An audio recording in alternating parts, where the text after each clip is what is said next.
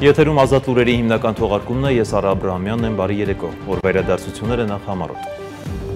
Նիկոլ Փաշինյանն աշխատանքային այցով Թուրքիայում էր, որտեղ հանդիպել է Ռեջեփ Թայիփ Էրդողանին, քննարկել հայ-թուրքական հարաբերությունների կարգավորման գործընթացը, կայացել է նաև վարչապետի հանդիպումը տեղի հայ համայնքի ներկայացուցիչների հետ։ Թուրքիայի նախագահականի հաղորդակցության վարչությունը ևս մանրամասներ է ներկայացրել Փաշինյան-Էրդողան հանդիպումից, նշելով քննարկվել են Հարավային Կովկասում խաղաղության եւ երկխոսության գործընթացը, տարածաշրջանում զարգացումները։ Արարատ Միրզոյանը հեռախոսազրույց է ունեցել Եվրոպական հանձնաժողովի նախագահ ԵՄ արտաքին գործերի եւ անվտանգության քաղաքականության հարցերով բարձր ներկայացուցիչ Կայա Կալասի հետ։ Զրուցակիցները քննարկել են իրադրությունը տարածաշրջանում։ Բաքվի դատարանում շարունակվում են Արցախի նախկին բարձրաստիճան պաշտոնյաների շինծու գործերով դատական նիստերը։ Հերթական նիստում կրկին մեղադրանքներ են հնչել ռազմական գործողությունների, ականապատման, խաղաղ բնակչության դեմ հարձակումների ու այլ հարցերի վերաբերյալ։ Իսրայելական բանակը հարձակվել է Իսլամական հեղափոխության պահապանների կորպուսի Աշուրա ուսումնական կենտրոնի վրա, որի հետևանքով զոհվել է կորպուսի 4 անդամ, ևս 3-ը վիրավորվել են։ Օրվա միջազգային անցուդարձը։ Ավարտվել է 2020-ին Երևանում տեղի ունեցած զանգվածային անկարգություններին մասնակցած ևս 10 անձի վերաբերյալ քրեական վարույթի նախաքննությունը։ Նրանց նկատմամբ հարուցվել է հանրային քրեական հետապնդում։ Շաբաթվա քրեական քրոնիկոնը։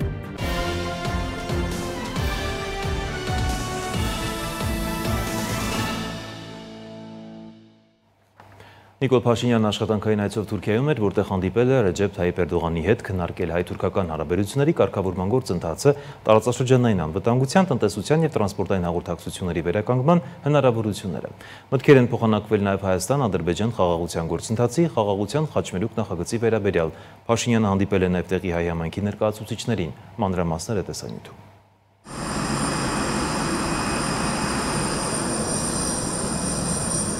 Հայաստանի վարչապետ Նիկոլ Փաշինյանն առաջին անգամ աշխատանքային այցով Թուրքիայում էր։ Այս այցով սկիզբ է դրվում հայ-թուրքական հարաբերությունների մի նոր փուլի։ Ստամբուլի միջազգային օդանավակայանում վարչապետին դիմավորել է Թուրքիայի արտգործնախարարի տեղակալ Պերիս Էքինջին։ Այցը տեղի ունեցել թուրքական կառավարության հրավերով, ընդգրկելով քաղաքական, մշակութային եւ խորհրդանշական միջոցառումներ։ Հաշվի առնելով երկու հարևան երկրների միջև երկար տարիների լարվածությունը, փակ սահմաններն ու դիվանագիտական հարաբերությունների բացակայությունը, այցը նշանակալի էր ոմանց բնութագրմամբ պատմական։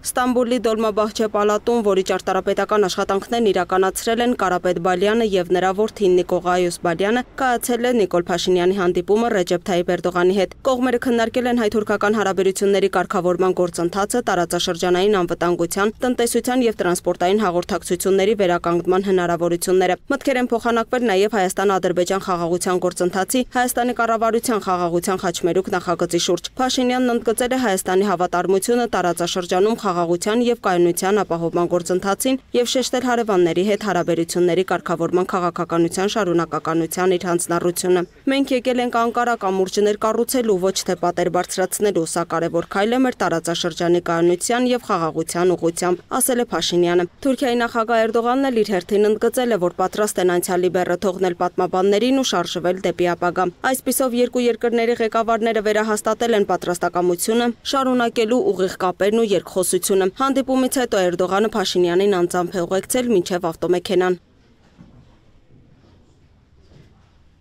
Մինչև Էրդողանի հետ հանդիպումը Նիկոլ Փաշինյանն այցելել էր նաև Անկարայի Աթաթուրքի հուշարձան, որտեղ ծաղիկներ էր դրել եւ գրառում կատարել պատվավոր գրքում, ընդգծելով խաղաղ հարևանության եւ փոխըմբռնման կարեւորությունը։ Կարևոր էր նաև Փաշինյանի հանդիպումը Թուրքիայում գործող հայկական համայնքի ներկայացուցիչների հետ Ստամբուլում։ Վարչապետն իր խոսքում կարևորել է Թուրքիա կատարած աշխատանքային այցը, ընդգրկելով, որ այն իրականություն է դարձել վերջին շրջանում Թուրքիայի հետ ակտիվացած երկխոսության արդյունքում։ Արդեն բավական երկար ժամանակ մենք Թուրքիայի հետ ունենք ուղիղ հաղորդակցություն եւ սա կարծում եմ շատ էական եւ կարեւոր պայման է, որ մենք կարող ենք մշտապես հաղորդակցության մեջ լինել եւ փորձել որոշակի օրակարգեր ձևավորել, քննարկումներ ունենալ։ Ես նկատի ունեմ ոչ միայն այն հանդիպումները, որոնք երկու մակարդակում պաշտոնապես տեղի են ունենում, այլև եթե չասենք ամենօրյա, այնուամենայնիվ շարունակական եւ մշտական աշխատանք, ինչը չափազանց կարեւոր է։ Ինչ բովանդակություն կունենա այսօրվա այցը, իհարկե ի տարբերություն նախորդող շրջանի, հիմա Թուրքիայի հետ մեր շփումները շատ ինտենսիվ են, այնուամենայնիվ տարածաշրջանի եւ միջազգային զարգացումները իրենց ծավալով շատ ավելի մեծ են եւ ես կարծում եմ, որ առաջին հերթին այս այցը իմ դիտանկյունից եւ իմ պատկերացմամբ մեզ համար լավ հնարավորություն է, որպեսզի մենք Հայաստանի Հանրապետության դիրքորոշումները, այդ դիրքորոշումների նրբությունները, առանձնահատկությունները եւ լուծումների մասին պատկերացումները հնարավորություն ունենանք ամբողջական ներկայացնել Թուրքիայի մեր գործընկերներին։ Նա հույս է հայտնել, որ Էրդողանի հետ հանդիպումը նոր ազդակ կհաղորդի երկկողմ հարաբերություններին։ Երկրի ղեկավարի խոսքով այցի հիմքում ընկած են Հայաստան-Թուրքիա միջպետական հարաբերությունները, իսկ ընթացող գործընթացը հարաբերություններ հաստատելու օրակարգ է, որը բխում է երկու երկրների շահերից։ Որ մենք խոսում ենք հարաբերությունների կարգավորման մասին, դիվանագիտական հարաբերությունների հաստատման, հնարավոր տրանսպորտային ենթակառուցվածքների վերագործարկման, քաղաքական երկխոսության, այդ ամեն ինչը ի վերջո գործոններ են, որոնք բերում են անվտանգության, եւ նաեւ կուզեի հետեւյալը ընդգծել, որ տեսեք ինչ հետաքրքիր գործոն կա, որը նույնպես ֆոն է ապահովում մեր երկխոսության համար տարածաշրջանային մի շարք հարցերի վերաբերյալ Հայաստանի Հանրապետության եւ Թուրքիայի Հանրապետության դիրքորոշումները բավականին մոտ են։ Հայաստանի վարչապետը հայտնել է, որ Թուրքիայի նախագահ Ռեջեփ Թայիփ Էրդողանին հրավիրելու է Հայաստան 2026-ին Երևանում անցկացվելիք Եվրոպական քաղաքական համայնքի գագաթնաժողովի շրջանակներում։ Միաժամանակ Փաշինյանը շեշտել է Թուրքիայի հայ համայնքի դերը միջպետական հարաբերությունների հաստատման եւ երկխոսության խորացման գործընթացում։ Այցը երկխոսությունը ինքը կունենա դրական ազդեցություն մեր տարածաշրջանում երկխոսության, կայունության, համագործակցության մթնոլորտի հաստատման վրա։ Եվ գիտեք ինչ, այդ նյուանսը ինձ շատ կարևոր է թվում, որ մենք արձանագրենք, որ մեր խնդիրը եւ պատկերացումը ինչ որ զրոյական կետից հարաբերություններ կառուցելը։ Սա շատ կարևոր է, որովհետեւ երբ որ դու զրոյից ինչ որ մի բան ես կառուցում, դա ուրիշ իրավիճակ է։ Երբ որ փորձում ես ինչ որ մի բան վերակառուցել, վերաձևակերպել, դա բոլորովին ուրիշ վիճակ է։ Եվ իմ ընկալմամբ եւ մեր ընկալմամբ մենք պետք է կենտրոնանանք եւ մենք կենտրոնացած ենք հենց այս երկրորդ տարբերակի վրա արձանագրելով, որ մենք այո կարող ենք նոր հարաբերություններ կառուցել Հայաստանի Հանրապետության եւ Թուրքիայի Հանրապետության միջեւ։ Վարչապետը պատասխանել է հանդիպման մասնակիցների հարցերին, որոնք Հայաստանի եւ Ադրբեջանի միջև խաղաղության հաստատման ուղղված քայլերի, տարածաշրջանային զարգացումների, իրական Հայաստան գաղափարախոսության եւ այլ թեմաների մասին էին։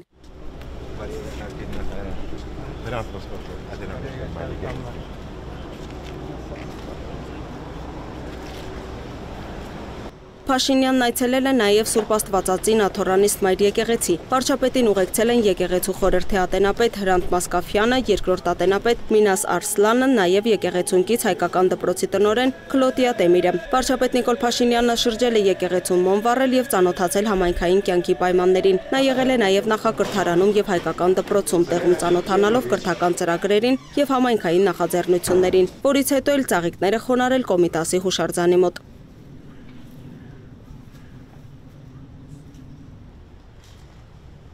Վարչապետն այցելել է Ստամբուլի Կապույտ մզկիթ, այստեղ նրան դիմավորել եւ ուղեկցել է մահմեդական հոգեվորականը։ Իդեպ հաղորդվում է, որ պաշտոնական այցի ընթացքում թուրք գործընկերների հետ քննարկվել են ենթակառուցվածքային ծրագրերի, սահմանային վերահսկողության մեխանիզմների եւ առևտրային հոսքերի հեշտացման վերաբերյալ հարցերը, նաեւ ապաշրջափակման ծրագրերը կապված երկաթուղային եւ ավտոճանապարհային կապի վերականգնման հետ։ Քննարկման օրակարգում են եղել նաեւ Հայաստան-Թուրքիա ուղիղ ավիաչվերթների ավելացման, Հայաստանի ապրանքների թուրքական շուկա արտահանմանն առնչվող հարցերը։ Հիշեցնենք, որ կառավարական պատվիրակության կազմում էին նաև Հայաստանի արտգործնախարար Արարատ Միրզոյանը, արտգործնախարարի տեղակալ Վահան Կոստանյանը եւ ազգային ժողովի փոխնախագահ Հայաստան-Թուրքիա կարգավորման գործընթացում Հայաստանի Հանրապետության հատուկ ներկայացուցիչ Ռուբեն Ռուբինյանը։ Նիկոլ Փաշինյանի այցը մեծ արձագանք է ստացել ինչպես Հայաստանում, այնպես էլ Թուրքիայում։ Հայկական քաղաքական դաշտում շատերը ողջունել են այցը, այն որակելով խիզախ քայլ հանուն խաղաղության։ Մինչդեռ ընդդիմադիր շրջանակներում քննադատվել է ներկայացվել զիջողական քաղաքականություն։ Իդեպ այցը մեծ արձագանք է ստացել նաև թուրքական մամուլում։ Լուսինե Գրիգորյան, Free News, Ազատ լուրեր։ Թուրքիայի նախագահականի հաղորդակցության վարչությունը ևս մանրամասներ է ներկայացրել Փաշինյան-Էրդողան հանդիպումից։ Ըստ պաշտոնական Անկարայի հաղորդակցության հանդիպման ընթացքում քննարկվել են Հարավային Կովկասում խաղաղության եւ երկխոսության գործընթացը, մեր տարածաշրջանին վերաբերող ներկազարգացումները, մասնավորապես Թուրքիայի եւ Հայաստանի միջև շփումները։ Նախագահ Էրդողանը ուշադրությունը հրավիրել Ադրբեջանի եւ Հայաստանի միջև խաղաղության բանակցություններում ձեռք բերված համաձայնագրի կարեւորության վրա ներկայիս պայմաններում։ Նա հայտարարել է, որ Թուրքիան կշարունակի ամեն տեսակի աջակցություն ցուցաբերել տարածաշրջանի զարգացման ուղղված ջանքերին, ասվում է հայտարարության մեջ։ Հանդիպանը քննարկվել է նաև Թուրքիայի եւ Հայաստանի միջև հարաբերությունների կարգավորման գործընթացի շրջանակներում ձեռնարկվելիք հնարավոր քայլերը։ Փաշինյանը X-ի իր էջում գրառում է արել, անդրադառնալով Թուրքիայի նախագահի հետ Ստամբուլում կայացած հանդիպմանը։ Մանրակրկիտ մտքերի փոխանակում ունեցա նախագահ Էրդողանի հետ։ Քննարկեցինք Հայաստանի եւ Թուրքիայի միջև հարաբերությունների կարգավորման գործընթացը, տարածաշրջանային իրադարձություններն ու մշտական երկխոսության կարեւորությունը։ Հայաստանը նախկինի պես հավատարիմ է տարածաշրջանում կայունության եւ խաղաղության կառուցմանը, գրել է նա։ Արարատ Միրզանն էլ հեռախոսազրույց է ունեցել Եվրոպական հանձնաժողովի փոխնախագահի եւ արտաքին գործերի եւ անվտանգության քաղաքականության հարցերով բարձր ներկայացուցիչ Կայա Կալասի հետ։ Զրուցակիցները քննարկել են իրադրությունը տարածաշրջանում, այդ թվում անդրադառնալով Իրանին։ Մտքեր են փոխանակվել տարածաշրջանային կայունության ապահովման ուղղված ջանքերի շուրջ։ Հումանիտար հարցերի համատեքստում անդրադարձ է կատարվել երրորդ երկրների քաղաքացիների Իրանից Հայաստանի տարածքով տարհանման հնարավորությանը եւ արձանագրված ցուցանիշներին։ Արտաքին գործերի նախարարը եւ Եվրոպական միության բարձր ներկայացուցիչն անդրադարձ են կատարել նաև Հայաստանի ու Ադրբեջանի միջև հարաբերությունների կարգավորման գործընթացում վերջին քննարկումների։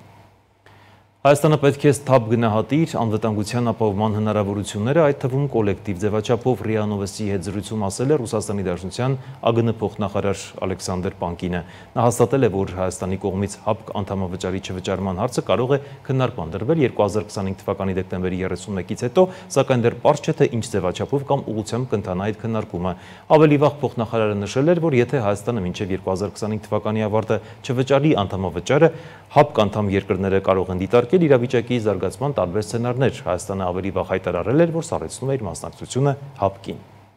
Բաքվի դատարանում էլ շարունակվում են Արցախի նախկին բարձրաստիճան պաշտոնյաների շինծու գործերով դատական նիստերը։ Հունիսի 13-ին, 19-ին եւ 20-ին դատարանում հարցաքննվել են նախկին նախագահ Բակո Սահակյանը, Լևոն Նացականյանը, Դավիթ Մանուկյանը եւ այլ անձինք։ Նիստերի ժամանակ մեղադրանքներ են հնչել ռազմական գործողությունների, ականապատման, խաղաղ բնակչության դեմ հարձակումների եւ այլ հարցերի վերաբերյալ, որոնք դատապաշտպանների եւ իրավապաշտպանների կողմից դիտվում են որպես հիմնազուրկ։ Ադրբեջանի զինվորական դատարանում շարունակվում են Արցախի քաղաքական եւ ռազմական ղեկավարության նկատմամբ հարուցված շինծու քրեական գործերով դատական գործընթացները։ Դատավարությունները, որոնք միջազգային իրավապաշտպան կազմակերպությունները որակել են որպես քաղաքական հաշվեհարդար, ընթանում են Ադրբեջանի իշխանությունների վերահսկողության ներքո եւ հիմնված են միակողմանի մեղադրանքների վրա։ Հունիսի 19-ին եւ 20-ին Բաքվում կայացած դատական նիստերին հարցաքննվել են Արցախի նախկին նախագահ Բակո Սահակյանը, Պաշտպանության բանակի նախկին հրամանատարի տեղակալ Դավիթ Մանուկյանը, նախկին հրամանատար Լևոն Մնացականյանը եւ այլ նախկին պաշտոնյաներ։ Դատավարությունները նախագահում է դատավոր Զեյնալ Աղայևը, իսկ մեղադրանքը ներկայացնում են պետական դատախազության ներկայացուցիչներ Տարան Ամամեդովան, Վյուսլավ Աբդուլայևը եւ Նասիր Բայրամովը։ Արցախի նախկին նախագահ Բակո Սահակյանը հաստատել է, որ մասնակցել է 2016 թվականի ապրիլյան քառօրյա պատերազմի վերաբերյալ Հայաստանի ազգային ժողովում ստեղծված քննչական հանձնաժողովի նիստին, ընդգծելով, որ դա եղել է իր կամավոր որոշումը։ Նա նշել է. Այդ հանձնաժողովի նիստում թե զինվորականները, թե քաղաքացիական անձինք պատասխանել են տարբեր հարցերի։ Այս հանձնաժողովից ինձ առաջարկ է ուղարկվել, որովհետև նրանք չէին կարող ստիպել ինձ մասնակցել իրենց նիստին։ Նա հայտարարել է, որ այդ հանձնաժողովի աշխատանքներն օրինական են, քանի որ քննարկվել են Հայաստանի զինված ուժերի գործողությունները։ Սահակյանը նաև նշել է ռազմական գործողությունների ժամանակ հայկական կողմից ներգրավված ռազմական բարձրագույն ղեկավարների անունները՝ Սեյրան Օհանյան, Յուրի Խաչատուրով եւ Լևոն Մնացականյան։ Դատարանում ցուցադրվել են տեսագրություններ, այդ թվում պաշտպանության նախկին նախարար Դավիթ Տոնոյանի Նյու Յորքում արված ելույթից մի հատված, որտեղ նա նշում է նոր պատերազմ, նոր տարածքներ։ Մեղադրողները նաև ներկայացրել են իբրև Արցախի զինված ուժերի կողմից ընդունված հրամանագրեր, որոնք ուղղված են եղել Ադրբեջանի քաղաքացիական բնակավայրերի վրա հարվածներ հասցնելուն։ Այս փաստաթղթերի իսկությունն անկախ աղբյուրների կողմից չի հաստատվել եւ նրանց ներկայացումը դիտվում է որպես քաղաքական շահարկում։ Դավիթ Մանուկյանն իր ցուցմունքում հերքել է մասնակցություն մասնակցությունը խաղաղ բնակավայրերի թիրախավորմանը, պնդելով, որ նման հրաման չի ստացել եւ չի ներգրավել այդ գործընթացներում։ Նա նշել է, որ Արցախի բանակը չի ունեցել Իսկանդեր-M կամ .U տեսակի հրթիռներ եւ այդ սպառազինությունն առնչվում է միայն Հայաստանի զինված ուժերին։ Մանուկյանը նաեւ պատասխանել է ականապատման վերաբերյալ պետական մեղադրողի հարցերին։ Սովորական խաղաղ ժամանակներում, երբ ես զորամասի հրամանատար էի, ականների հետ կապված միջադեպեր էին լինում։ Չնայած այդքան շատ չէին, սակայն ականապատումներ տեղի էին ունենում։ Շատ հստակ հրահանգներ էին տրվում ձևաթղթերի եւ քարտեզների պահպանման վերաբերյալ։ Ականների տեղադրման յուրաքանչյուր գործողությունից առաջ բարձրագույն հրամանատարությունը հրաման է իջեցնում։ Նա հերքել է նաև, որ Արցախի զինծառայողները ներգրավված են եղել ռազմագերիների նկատմամբ խոշտանգումների կամ քաղաքացիական բնակչության տեղահանման գործողություններում։ Նախորդ նիստը տեղի է ունեցել հունիսի 13-ին, որի ընթացքում էլ հարցաքննվել էր Արցախի պաշտպանության բանակի նախկին հրամանատար Լևոն Մնացականյանը, որը ներկայացրել է իր զբաղեցրած պաշտոնները 2015 թվականից մինչև 2020 թվականներին։ Նա նշել է, որ 44-օրյա պատերազմի ընթացքում որևէ պաշտոն չի զբաղեցրել, եղել է թոշակառու, սակայն մի քանի անգամ Արցախ այցելել է նախագահ Արայիկ Հարությունյանի հանձնարարությամբ, օգնելու պաշտպանության կազմակերպմանը։ Նիստի ընթացքում ցուցադրվել է նաև իբր Շուշի միջնակարգ դպրոցում տեղի ունեցած խորհրդակցության տեսագրություն, որտեղ Սամվել Բաբայանը ներկայացնում է Շուշիի շրջափակման ռազմագործողության պլանը։ Մնացականյանը հաստատել է իր մասնակցությունը խորհրդակցությանը, նշելով, որ գործողությունը չի իրականացվել։ Տեսագրվել է 2020 թվականի նոյեմբերի 5-ին։ Խորհրդակցությունը անցկացրել է Սամվել Բաբայանը։ Նպատակներ փակել ճանապարհը Չանախչիի, Կարմիր տակի եւ Շուշիի ուղղություններով, սակայն հրամանատարները նշեցին, որ պատրաստ չեն եւ գործողությունը չիրականացվեց։ Արցախի նախկին պետնախարար Ռուբեն Վարդանյանի գործով դատավարությունն ընթանում է առանձին։ Հունիսի 17-ին տեղի ունեցած նիստում ըստ ադրբեջանական լրատվամիջոցների հարցաքննվել են մի քանի, այսպես ասած, տուժածներ։ Այս պահի դրությամբ պաշտոնական աղբյուրների համաձայն Բաքվում պահվում են 23 հայ գերիներ։ Կարմիր խաչի միջազգային կոմիտեի ներկայացուցիչները հայտնել են, որ հունիսին կրկին տեսակցել են այդ անձանց, ուշադրության կենտրոնում պահելով նրանց առողջական վիճակը, պահպանման պայմանները եւ կապը ընտանիքի հետ։ Հայաստանյան եւ միջազգային իրավապաշտպան կառույցները բազմիցս դատապարտել են այդ դատավարությունները, համարելով դրանք Ադրբեջանի կողմից իրականացվող քաղաքական հետապնդումների մաս։ Դատավարությունների ընթացքն ու բովանդակությունը ոչ միայն հակասում են արդար դատաքննության միջազգային չափանիշներին, այլև սպառնալիք են միջազգային հումանիտար իրավունքների սկզբունքներին։ Ադրբեջանի իշխանությունները մինչև օրս չեն ապահովել գործերի հրապարակային, թափանցիկ եւ իրավունքի գերակայության համապատասխան ընթացքը։ Այս գործընթացները դիտարկվում են որպես ճնշման գործիք հետպատերազմյան տարածաշրջանային կարգավորման համատեքստում։ Վարդանյանի գործով հաջորդ նիստը նշանակված է հունիսի 24-ին։ Սոնա Գիշյան, Free News, Ազատ լուրեր։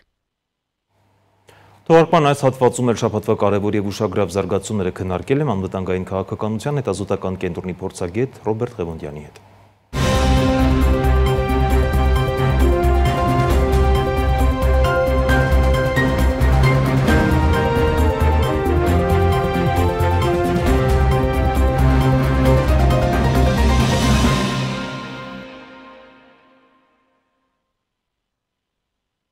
Բարեկո պարոն Ղևոնդյան, շնորհակալություն հրավերն ընդունելու համար։ Միասին փորձելու ենք ամփոփել անցնող շաբաթվա կարևոր եւ ուշագրավ իրադարձությունը եւ սկսենք թերևս ամենակարևոր թեմայից, արդեն 9 օր է աշխարհի ուշադրության կենտրոնը Իսրայել-Իրան հակամարտության վրա է, պատերազմի 9-րդ օրն է, այսպես ասած։ Փորձենք ամփոփել ինչ ունենք այս պահին գետնի վրա, ինչ իրավիճակում է Իսրայելը, ինչ իրավիճակում է Իրանը։ Խնդրեմ ձեր Կարելի է ասել, որ երկու կողմերն էլ դեռևս ունեն որոշակի ներուժ, որը ամբողջապես չեն բացահայտել։ Ինչպես եւ առաջին օրերին, այնպես էլ այսօր անհրաժեշտ է արձանագրել, որ Իսրայելը ավելի ռազմավարական գործողություններով է աչքի ընկնում, Իրանի գործողությունները մի փոքր ավելի հախուռն են։ Պետք է նկատենք, որ Իսրայելը իր հարվածներով, իր գործողություններով նվազեցնում է Իրանի ռազմական ներուժը, նվազեցնում է Իրանի միջուկային ուրանի հարստացման եւ այլ գործողություններով մտավոր ներուժը, որովհետեւ վերացնում է, տեսնում ենք գիտնականների եւ այլն։ Դրա փոխարեն Իրանը հարվածներ է հասցնում եւ վնասում է ենթակառուցվածքներ, որոնք վերականգնելի են։ Տեսեք, ի տարբերություն Իսրայելի կողմից հարվածների, որոնք ավելի մեղմ է իրեն դրսևորում Իրանը։ Ոչ թե մեղմ է դրսևորում, այլ հնարավորություններն են այդքան։ Այսինքն Իրանը չի կարողանում օրինակ վնաս հասցնել Իսրայելում ռազմական խոշոր որևէ արտադրության կամ Իրանը չի կարողանում վերացնել Իսրայելում բարձրաստիճան որևէ զինվորականի, իսկ Իսրայելը կարողանում է դա անել։ Տեխնոլոգիաների մասին է խոսքը։ Այո, քանի որ տիրապետում է շատ ավելի բարձր տեխնոլոգիաների։ Իհարկե հարգանքի արժանի է Իրանի գործողությունները, Իրանի պատասխանը, որովհետև դրանք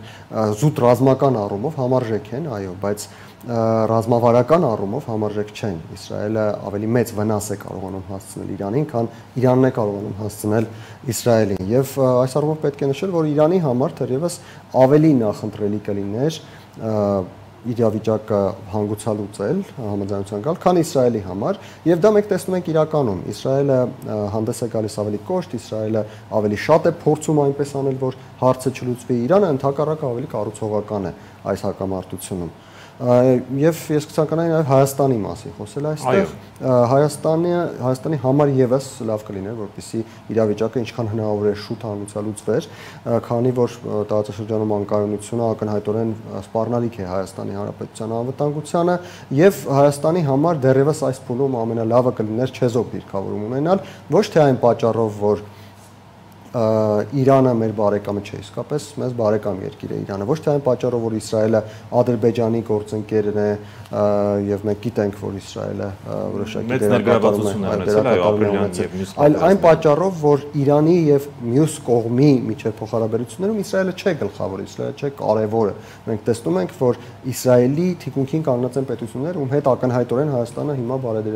բարեդրացիական հարաբերություններ ունի։ Միացյալ Նահանգները, եվրոպական պետությունները ցավոք սրտի երեք կայացած հանդիպման ժամանակ եվրոպական 3 պետությունների եւ Իրանի արտաքին գործերի նախարարի համաձայնություն ձեռք բերել չհաջողվեց որևէ հարցի շուրջ։ Այնուամենայնիվ այդ պետությունները, որոնք այսօր Հայաստանի հետ սերտ հարաբերություններ են հաստատել եւ օգնում են մեզ, եկեք իրատեստ լինենք, օգնում են մեզ անվտանգության ապահովման գործում։ Հենց Հնդկաստանի մասով էլ կցանկանայի խոսենք, բայց կխոսենք այդ մասով։ Հնդկաստանը ավելի չեզոք է, տեսեք, Հնդկաստանը։ Բայց Հնդկաստանը հայտարարեց, որ ասեց ես կսատարեմ Իսրայելին։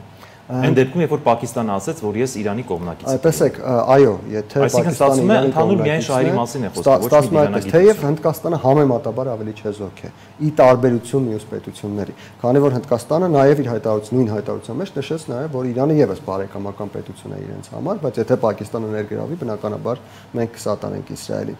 Այստեղ հարցը նրանում է, որ Հայաստանի համար ամենակարևորը այս խնդիրներից իր վրա խնդիրներ չքաշելն է։ Մինիմալ կորուստներով գոնե դուրս գա։ Կորուստներ ես չէի անվանի դրանք։ Թեկուզ դիվանագիտական։ Եթե օրինակ այսօր այս պահին կանգնի այդ պատերազմը, Հայաստանը որևէ կորուստ չի ունենա։ Փաստացի մենք ոչ մի խնդիր այստեղ չենք ունենում,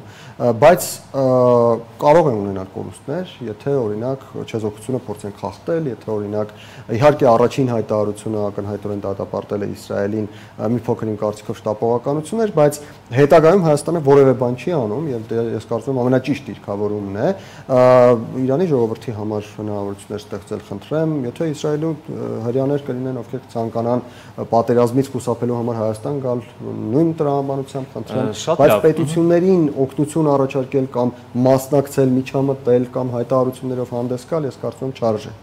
Շատ լավ, Հայաստանին դեռ կանդրադառնանք, պարոն Ղևոնդյան, կցանկանայի խոսենք նաև մյուս դաշնակիցների մասին, Իսրայելի մասով Միացյալ Նահանգների նախագահի հայտարարության մասին, որը 3 բառացիորեն հայտարարեց եւ վերջնաժամկետով խոսեց, ասելով, որ 2 շաբաթ ժամանակ եմ տալիս, 2 շաբաթում կողմնորոշեք, բայց դրանից բացի բազմաթիվ այլ հայտարարություններ է արել Թրամփը, կապիտուլյացիա, ինչպես կհիշեք, նա գրառումներ էր անում X-ում եւ այլն, ամեն ինչ ասում էր, բայց կարծես ոչ մի բան ուղղակի շոուի համար է ստացվում։ Կարող ենք ասել, որ թիվ 1 գերտերության թիվ 1 ղեկավարի խոսքն էլ է դարձել, կարծես ոչ այդքան արժեքավոր։ Այո, դարձել է, ես նույնիսկ ցանկանում եմ տեղեկացնել, որ հումոր կա այդ առումով, երեկվա հայտարարությունից հետո Թրամփի, ասում են, որ Թրամփը 2 շաբաթներ շատ ունի եւ բոլորին բաժանում է, եւ ստացվում է, որ իսկապես արժեքը բավականին ընկել է, այլևս Միացյալ Նահանգների նախագահի այն խոսքը չէ, որից հետո սպասում էին գործողությունների, եւ դա կապված է հենց նրա հետ, որ Թրամփի խոսքը եւ գործը չեն համընկնում իրար հետ արդեն բավական երկար ժամանակ։ Սկսած նրանից, որ նա գալիս էր, որպեսզի թույլ չտար պատերազմներ, բայց նա ունի այսօր ավելի շատ պատերազմ, քան կար նրա հունվարի 20-ին նախագահ դառնալուց առաջ։ Այսինքն փաստացին նա պատերազմ բերել է, ոչ թե պատերազմները վերացրել է։ Եվ վերջացրած նրանով, որ այդ 2 շաբաթները, ինչի մասին մենք խոսում ենք, Ռուսաստանին էր տրվել, Ուկրաինային էր տրվել, հիմա էլ Իրանին է տալիս, բայց դրանից հետո որևէ գործողություն մենք չենք տեսել, էական գործողություն, որը կփոխի տրամաբանությունը տեղի ունեցող իրադարձությունների մենք չենք տեսնում։ Տեսեք, ցանկանայի նաև խոսենք Իրանի Իսլամական Հանրապետության լրատվամիջոցներում շատ է խոսվում այս մասին, նրանց ԶԼՄ-ներում շատ է տարածվում այս տեղեկատվությունը եւ նրանք կարծես արդեն անթակույց մեղադրում են Ադրբեջանին Իսրայելին սատարելու համար եւ նույնիսկ ես ուզում եմ նշել Թասնիմ լրատվամիջոցը, որտեղ նրանք կոչ են անում, որ Ադրբեջանից պետք է իրենց իշխանությունները, Իրանի Իսլամական Հանրապետության իշխանությունները հաշվեհարդար տեսնեն, որտեղ Ադրբեջանը շատ լուրջ ներգրաված է, թեկուզ անուղղակի կերպով ցույց չի տալիս, հայտարարություններ չի անում, բայց նրանք շատ լավ հասկանում են, որ օկուպացված Արցախը շատ ավելի մոտ է այնտեղ հարվածելու եւ անօթաչուների մասով եւ այս մասով ինչ կանխատեսումներ կարող ենք անել։ Նշեմ, որ պաշտոնական Իրանը չունի այդ մտայնությունը, ձեր նշածները առանձին լրատվականների կամ փորձագետների կարծիքներ են։ Օրեր առաջ, 2 օր առաջ ես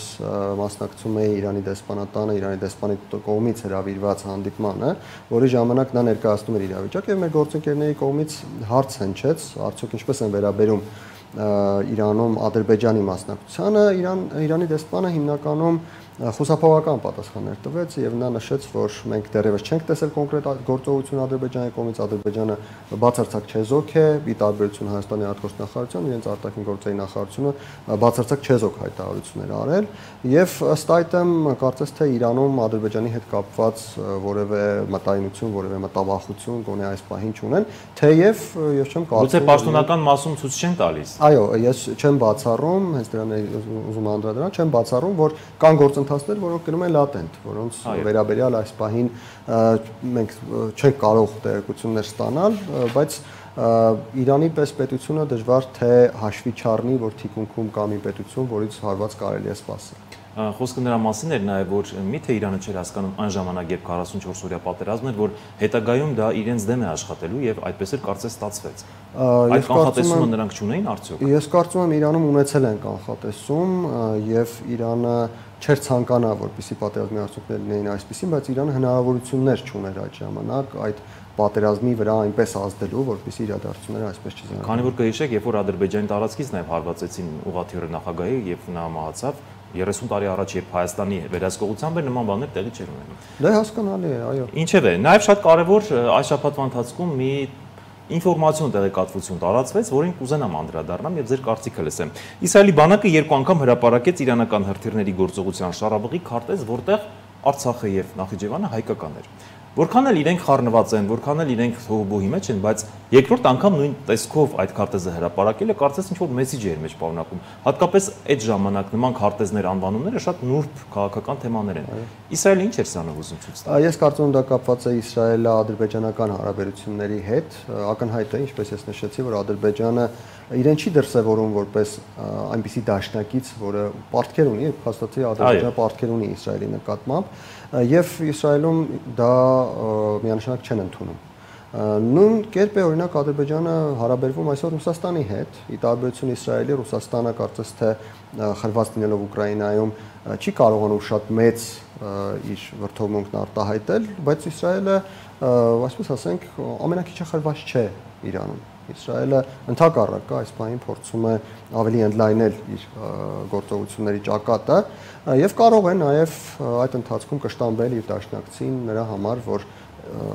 փոխադարձ ուրեմն բարեկիրթ չեն իրենց նկատմամբ, այնպես ինչպես իրենք եղել են Ադրբեջանի նկատմամբ, Հայաստանի նկատմամբ բոլոր գործողություններում։ Այսինքն սա ուղղակի ցույց է տալիս, որ մենք ունենք դժգոհություն, մեր դժգոհությունը։ Ես կարծում եմ, այո, սա Իսրայելի կողմից հաղորդագրություն էր Ադրբեջանին, առ այն, որ գիտեք, իրականում խորհրդային կամ ռուսական դիվանագիտության այն ձևը, որ կարելի է հեռախոսը վերցնել, զանգել եւ հարցերը լուծել մեկը մյուսի հետ, ընդ որում դա չպիտի լինի հանրային, ինչի մեջ շատ են օրինակ մեղադրում մեր ներկայ իշխանություններին, որ դուք հանրային եք անում, չեք հանրային անում, մենք սովորենք, որ դուք պետք է զանգեք, դա աշխատում է Ռուսաստանում եւ աշխատում է խորհրդային միությունում։ Գուցե աշխատի նաեւ Ռուսաստանի եւ որոշ գործընկերների հետ ներկա հարաբերություններում, բայց քաղաքակիրթ աշխարհը վաղուց արդեն դրա համար օգտագործում է նմանատիպ միջոցներ։ Շատ լավ, նաև անդրադառնանք մի կարևոր այցի, որը երեք տեղի ունեցավ, Հայաստանի վարչապետը Ստամբուլում էր, որտեղ հանդիպեց Էրդողանին, Թուրքիայի նախագահին, նախ ինչպես է գնահատում նման այցերը, այս քաղաքական բարդ իրավիճակում, արդյոք ճիշտ էր, որտեղ մի հասարակության մի լայն շերտ մտածում էր, որ չպետք է գնա եւ այլն։ Տարատեսակ վայրիվերումներով խոսակցություններ էր։ Արդյոք ճիշտ էր ստացված էր եւ ինչ հետագա արդյունքներ սպասեն։ Նախ նշեմ, որ այցը ինքնին շատ կարևոր էր, որովհետեւ այն իրավիճակը, որը գոյություն ունի մեր տարածաշրջանում, անվտանգային ռիսկեր է մեզ համար բավական մեծ ռիսկեր է գեներացրել եւ դրանց կառավարելու մի քանի միջոցներ կան։ Միջոցներից մեկն այն է, որ մենք գնում ենք խնդրում ենք ինչ-որ մեկին, որպեսզի մեզ իր հովանոցի տակ վերցնի, մինչև 2018, նույնիսկ մինչև 2022 թվականը դա Ռուսաստանն էր, դրանից հետո չկա այդպիսի պետություն, ես հուսով եմ, որ Հայաստանի իշխանությունները չեն էլ անի նման բան, կապ չունի թե ում Միացյալ Նահանգներին, Եվրոպային, Չինաստանին, թե նույն Ռուսաստանին, չեն գնա խնդրեն, որպեսզի հովանոցի տակ վերցնի։ Դրա տարբերակներից եւս մեկն այն է, որպեսզի մենք կարողանանք ունենալ այնպիսի հարաբերություններ մեր հարևանների հետ, որպեսզի վտանգը, որը գալիս է նրանցից, որոշակիորեն նվազի։ Եվ Հայաստանի կառավարությունը կարծես թե այս ճանապարհն է որդեգրել, ինչը նշանակում է, որ Փաշինյանի այցը Թուրքիա եւ Էրդողանի հետ զրույցը կարող է որոշակիորեն նվազեցնել անվտանգային ռիսկերը կապված Թուրքիայի հետ։ Կարող է դա չնվազեցնել Ադրբեջանից եկող ռիսկերը, նույնիսկ կարող է ավելացնել, որովհետև այս երեք եւ այսօր ես տեսնում եմ որոշակի հիստերիկ տրամադրություններ Ադրբեջանում, առ այն, որ Էրդողանը իր խոսքում նշել է խաղաղության համաձայնության մասին, ճանապարհել է ներողություն նույն օրը նրանք կրակեցին հանդում։ Այո, նույն զուգահեռ իրականության մեջ դա պետք է նաեւ հաշվի առնել։ Դա եւս հիստերիայի դրսևորումներից մեկն է, բայց խոսքում շատ ավելի հիստերիկ միտումներ կան, եթե ուշադրություն դարձնեք փորձագետների մոտ, բայց նաեւ իշխանական լրատվամիջոցների մոտ, եւ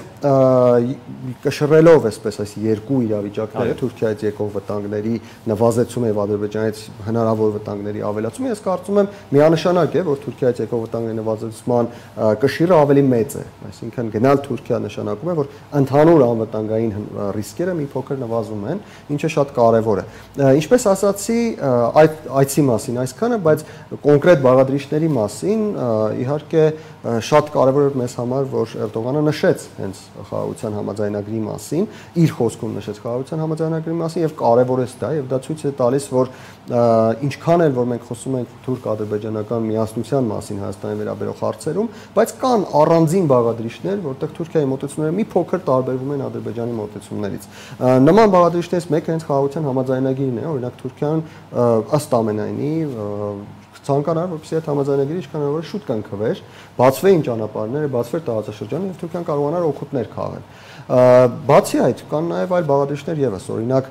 հնարավոր տարանցիկ ճանապարհը Ասիայից դեպի Եվրոպա, որը այս պահին օգտագործվում է օդով, կարող է օգտագործվել նաեւ ցամաքով։ Եվ ցամաքով օգտագործելիս պարտադիր չէ, որ այդ ապրանքները անցնեն Սյունիքի մարզով, այդ ապրանքները կարող են անցնել Հայաստանի հյուսիսով։ Եվ այստեղ եւս Հայաստանի եւ Թուրքիայի շահերը ավելի են համընկնում։ Առաջին նրա համար, որ այստեղ անվտանգության հավելյալ հնարավորություններ կան, քանի որ Իրանի սահմանից բավական հեռու է, եւ նաեւ Ռուսաստանի սահմանից է հեռու, ես նշեմ, որ Ադրբեջանից Վրաստանով անցնող ճանապարհը այս պահին Հարավային Օսեթիայի ռուսների կողմից օկուպացված հատվածից բավական մոտ է անցնում։ Առաջին անվտանգության հարցը եւ երկրորդը տնտեսական շահավետության հարցը։ Այս ճանապարհը, որի մասին ես նշում եմ, Հայաստանի հյուսիսով անցնող հնարավոր ճանապարհը ամենակարճն է, որը կապում է Չինաստանին եւ Միջին Եվրոպայի հետ։ Դրանից կարճ ճանապարհ ուղղակի ֆիզիկապես գոյություն չունի, հավանաբար օդային ճանապարհն է ավելի կարճ, ցամաքային այլ ճանապարհ նույնիսկ ծովային ավելի կարճ ճանապարհ գոյություն չունի։ Այսինքն այստեղ եւս մի կետ կա, որտեղ Հայաստանի եւ Թուրքիայի շահերը համընկնում են եւ Թուրքիայի եւ Ադրբեջանի շահերը ամբողջապես չեն համընկնում։ Իհարկե դա չի նշանակում, որ Թուրքիան ընդդեմ Ադրբեջանի Հայաստանի հետ ինչ-որ մի բան է անելու, բայց դա նշանակում է, որ Թուրքիան եւ Ադրբեջանը այնուամենայնիվ իրար հետ խոսելուց ունենալու են բարձրաբանելու հարցեր։ Եվ այստեղ ճիշտ աշխատելով կարող ենք զսպել Ադրբեջանի առավելապաշտական նկատմամբ։ Այո, որոշակի առումով այո, Թուրքիայի հետ ճիշտ աշխատելու դեպքում մենք կարողանանք նաեւ որոշակիորեն Թուրքիայի միջոցով ազդել Ադրբեջանի վրա, որովհետև Թուրքիայում ինչքան էլ որ իրենք համար Ադրբեջանը եղբայրական պետություն է, բայց նրանք իրատես են, Էրդողանի կառավարությունը ընդհանրապես շահի տեսակետից, տնտեսության տեսակետից իրատես է եւ ներողություն եւ եթե նրանք տեսնեն, որ կա որևէ տեղում շահավետության ավելի բարձր հնարավորություն, նրանք Ադրբեջանի հետ զրույցի ժամանակ գոնե կնշեն դրա մասին եւ Ադրբեջանը գոնե 2-3 անգամ ավելի կմտածի, թե ինչ անել։ Նորից նշեմ, դա չի նշանակում, որ Թուրքիան Ադրբեջանին զսպելու է, Թուրքիան Ադրբեջանին ինչ-որ բան է ասելու արա կամ մի արա, նախ այն պատճառով, որ Թուրքիան չունի այդ հնարավորությունները ամբողջապես Ադրբեջանին կառավարելու։ Ադրբեջանը կառավարվում է նաև օրինակ Ռուսաստանից, կառավարվում է նաև որոշակի առումով Իսրայելից եւ այլն, եւ նաև Ադրբեջանում կա նախագահ, որը որոշ դեպքերում նույնիսկ ինքն է որոշում ընդունում հաշվի չառնելով մյուսների կարծիքը։ Բայց դա նշանակում է, որ Թուրքիայի կողմից Ադրբեջանի նկատմամբ Հայաստանի համար նեգատիվ ազդեցությունը կարելի է որոշակիորեն սահմանափակել։ Շնորհակալ եմ հանգամանալից ներկայացնելու համար։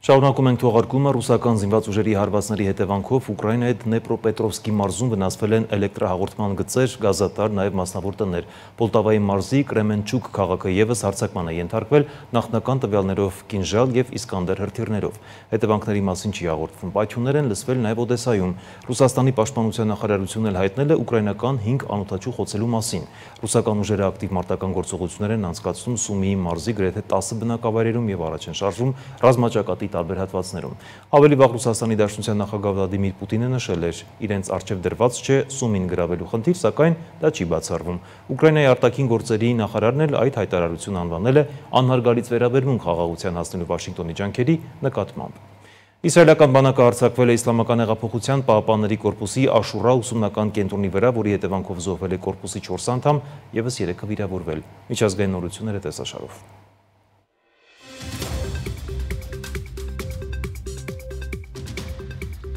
Ժնևում կայացել է Մեծ Բրիտանիայի, Գերմանիայի, Ֆրանսիայի եւ Իրանի արտգործնախարարների հանդիպումը, մասնակցությամբ նաեւ ԵՄ դիվանագիտական ղեկավարի։ Քննարկվել են Իրանի եւ Իսրայելի միջև աճող լարվածության դիվանագիտական լուծումները։ ՄԱԿ-ում ելույթ ունենալով Իրանի արտաքին գործերի նախարար Աբբաս Արաղչին Իսրայելի հարձակումները որակել է որպես ծանր ռազմական հանցագործություններ, մինչդեռ Իսրայելի դեսպանը կոչ է արել պահանջել Իրանի միջուկային ծրագրի դադարեցումը։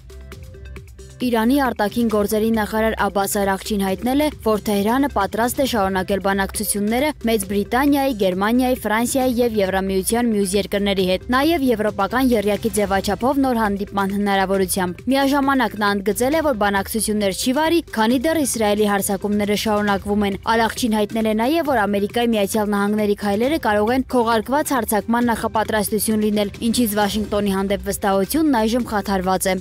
Իսրայելը սպառնում է հարվածել Թեհրանի պետական կառույցներին։ Իսրայելի պաշտպանության նախարար Իսրայել Կացը հայտարարել է, որ զինվորականներին հրահանգել է ակտիվացնել հարձակումները Թեհրանի կառավարական շենքերի վրա։ Պետք է հարվածենք ռեժիմի բոլոր խորհրդանիշներին, բասիջ աշխատազորայիններից մինչև հեղափոխական պահպանողների կորպուս, որոնք իշխանության հենարաններն են, ընդգծել է Կացը։ Իսրայելի բանակը հայտարարել է Իրանի տարածքում իրականացված նոր ավիահարվածների մասին հաղորդում է BBC-ն։ Հարվածներից մեկը հասել է Քում քաղաքին, որի հետևանքով զոհվել է 2 մարդ, ևս 4-ը վիրավորվել են։ Զոհվածներից առնվազն մեկը կապ ունի Իրանի միջուկային ծրագրի հետ։ Քումը նաև Ֆորդոյի միջուկային համալիրի տարածքն է։ Պայթյուններ են լսվել նաև Թեհրանում եւ Սպահանում, որտեղ տեղակայված է ռազմավարական միջուկային օբյեկտներ։ Ռուսաստանի Դաշնության նախագահ Վլադիմիր Պուտինը Սանկտ Պետերբուրգում հայտարարել է, որ Ռուսաստանը մշտապես կատարում է իր դաշնակցային պարտավորությունները, հատկապես Իրանի նկատմամբ, իսկ նրանց, ովքեր հակառակն են պնդում, նա սադրիչ է անվանել։ Նա ընդգծել է, որ Մոսկվան պաշտպանում է Իրանի խաղաղատոմ ունենալու իրավունքը եւ շարունակում է կառուցել ատոմակայաններ Բուշերում։ Պուտինն ավելացրել է, որ Ամերիկայի Միացյալ Նահանգների նախագահ Դոնալդ Թրամփն ու Իսրայելի վարչապետ Նեթանյահուն համաձայնություն են տվել չհարվածել այդ օբյեկտներին։ Ռուսաստանի ղեկավարը նաև հույս է հայտնել, որ Իսրայելի սպառնալիքները Իրանի հոգևոր առաջնորդին ուղղված կմնան միայն հռետորաբանության մակարդակում։ Ուկրաինայի եւ Ռուսաստանի միջև կայացել է գերիների փոխանակման հերթական փուլը։ Կողմերը վերադարձրել են հիմնականում ծանր վիրավոր եւ հիվանդ զինծառայողների, հայտնում են պաշտոնական աղբյուրները։ Ռուսական կողմը տեսանյութ է հրապարակել վերադարձած գերիների մասնակցությամբ, ովքեր վանկարկում են Ռուսաստան, պահելով ազգային դրոշը։ Փոխանակված գերիների թիվը կողմերը չեն բացահայտում։ Փոխանակման շուրջ պայմանավորվածությունը ձեռք էր բերվել հունիսին Ստամբուլում կայացած բանակցությունների արդյունքում։ Ռուսաստանի նախագահ Վլադիմիր Պուտինը Սանկտ Պետերբուրգի միջազգային տնտեսական համաժողովում նախազգուշացրել է, որ Ուկրաինայի կողմից կեղտոտ ռումբի կիրառումը կլինի հսկայական եւ հնարավոր է վերջին սխալը։ Նրա խոսքով Ռուսաստանը հետևելով իր միջուկային դոկտրինային կպատասխանի հայելային կերպով եւ այդ պատասխանը Ուկրաինայի համար կարող է լինել աղետալի։ Պուտինը նաեւ նշել է, որ Մոսկվան չի պահանջում Կիևի կապիտուլյացիա, այլ ակնկալում է իրողությունների ճանաչում։ Լիբանանի հարավում Իսրայելի օդային հարվածի հետևանքով զոհվել է 1 մարդ։ Ըստ պաշտոնական աղբյուրների, իսրայելական կողմը պնդում է, որ սպանվել է Հեզբոլահի ներկայացուցիչ։ Չնայած նոյեմբերին կնքած հրադադարին Իսրայելը շարունակում է հարվածները Լիբանանի տարածքում։ Բեյրութում ելույթ ունենալով Սիրիայի հարցերով ԱՄՆ հատուկ բանագնաց Թոմաս Բարաքը նախազգուշացրել է, որ Հեզբոլահի միջամտությունը Իրան-Իսրայել հակամարտությանը կլինի շատ վատ որոշում։ Ռումինիայի նախագահը երկրի վարչապետի պաշտոնում առաջադրել է 56-ամյա լիբերալ քաղաքական գործիչ Իլյե Բոլոժանի թեկնածությունը։ Բոլոժանը հաջորդ շաբաթ կդիմի խորհրդարանին վստահության քվե խնդրելով երկրի ծանր ներքաղաքական լարվածության եւ ֆինանսական ճգնաժամի շրջանում ղեկավարելու համար։ Կարճատև գովազդային դադարից հետո կշարունակենք թողարկումը։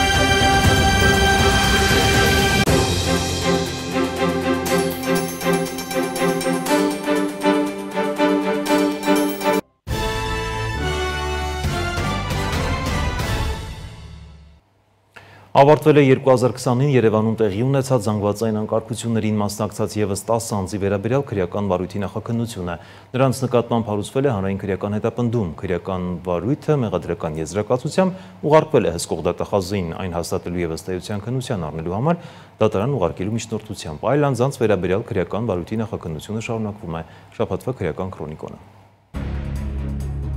Եթե մինչև 2026 թվականի մարտ Ադրբեջանը Գուրգեն Մարգարյանի գործով դիմումատուների խախտված իրավունքների վերականգնման ուղղված որևէ քայլ չանի, Եվրախորհրդի նախարարների կոմիտեն այդ երկրի նկատմամբ կձեռնարկի խիստ միջոցներ։ Եվրադատարանի 2020 թվականի դատավճռով Ադրբեջանը պետք է փոխհատուցեր դիմումատուներին, նաև նախագահի կայքից հեռացներ Ադրբեջանի քաղաքացիների ատելության խոսք պարունակող մոտ 300 նամակ։ Արձանագրվել է, որ Գուրգեն Մարգարյանի սպանության գործով Ադրբեջանը չի կատարել Եվրադատարանի 2020 թվականի վճռով սահմանված որևէ քայլ։ Նախարարների կոմիտեն վճռի կատարման անհատական միջոցառումների շրջանակում ընդունել է միջանկյալ բանաձև, որը վճռի չկատարման դեպքում հանդիսանում է բացառիկ միջոց։